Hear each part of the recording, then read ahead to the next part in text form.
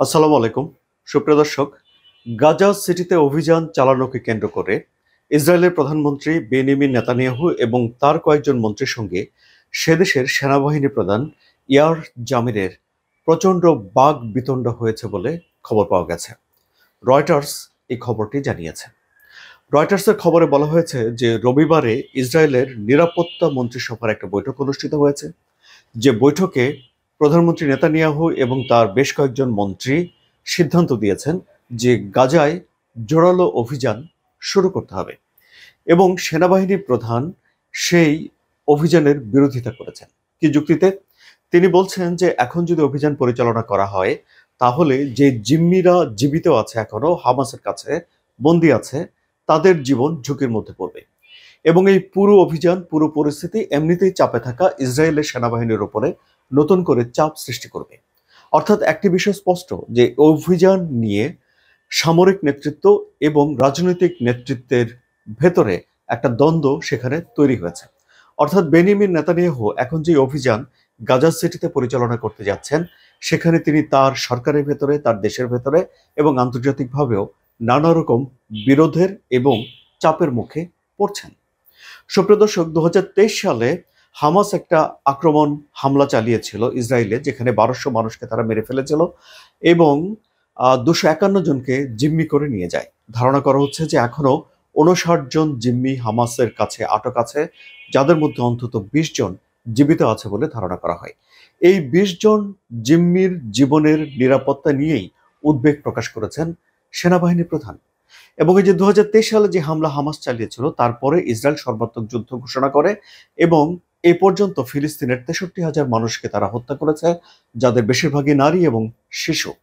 তখন ইসরায়েলের প্রধানমন্ত্রী বেনিয়ামিন নেতানিয়াহু বলেছিলেন, যতক্ষণ পর্যন্ত না হামাস নির্মূল হবে এবং জিম্মিদের ছাড়িয়ে আনা হবে, ততক্ষণ পর্যন্ত এই যুদ্ধ চলতে থাকবে। এখন এই পর্যন্ত সব জিম্মিদেরকে ছাড়িয়ে আনতে না পারার কারণে জিম্মিদের যারা আত্মীয় স্বজন ইসরায়েলে বসবাস করেন তারা এবং সে দেশের নাগরিকরা প্রতি শনিবারই সেখানে বিক্ষোভ করছে। এখন বেনিয়ামিন নেতানিয়াহু যে পরিকল্পনা করছেন গাজা সিটিতে আক্রমণ করার জন্য এবং এরই মধ্যে সেখানে গাজা সিটি খালি করে দেওয়ার জন্য ইসরায়েলের তরফ থেকে ঘোষণা দেওয়া হয়েছে এবং তাদেরকে বলা হয়েছে বাসিন্দাদেরকে নিরাপদে সরে যাওয়ার জন্য। এখন গাজা সিটিতে ১০ লাখের মতো মানুষ বসবাস করছে, সেখানে এরই মধ্যে ইসরায়েল আক্রমণ করছে, ভবন ভেঙে পড়ছে, রাস্তাঘাট ফাঁকা হয়ে যাচ্ছে। কিন্তু বেনিয়ামিন নেতানিয়াহু চান পুরো জায়গাতেই একটা সর্বাত্মক অভিযান চালাতে। এর জন্য তিনি তাদের যে রিজার্ভ সেনা রয়েছে, সেই রিজার্ভ সেনাদেরকে ডাকা হয়েছে যুদ্ধে যোগ দেওয়ার জন্য। অন্তত ৬০,০০০ রিজার্ভ সেনাকে আনা হবে এবং আরও যে ২০,০০০ রিজার্ভ সেনা এখানে যুক্ত রয়েছেন, তাদের মাঠে থাকার মেয়াদ বাড়িয়ে দেওয়া হবে বলে জানা যাচ্ছে।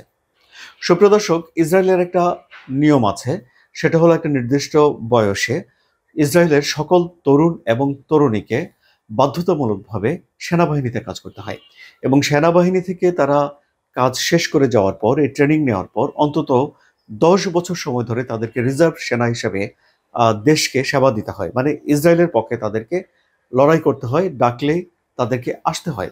এখন এই রিজার্ভ সেনাদের অনেকেই ইসরায়েলের ডাকে এই অভিযানে যাবেন না বলেও বা প্রতিবাদে এই অভিযান বর্জন করবেন বলেও এক ধরনের খবর সেখানে রয়েছে।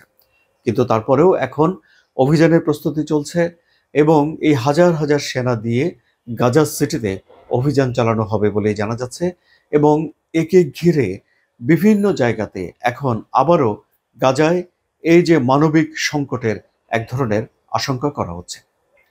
সুপ্রিয় দর্শক, যারা এই অভিযানে অংশগ্রহণ করতে চায় না এবং জিম্মিদের যে স্বজনরা বিক্ষোভ করছেন, তারা দাবি করেন যে বেনিয়ামিন নেতানিয়াহু তার ক্ষমতা টিকিয়ে রাখার জন্য তার নিজের স্বার্থে এই যুদ্ধকে প্রলম্বিত করছে।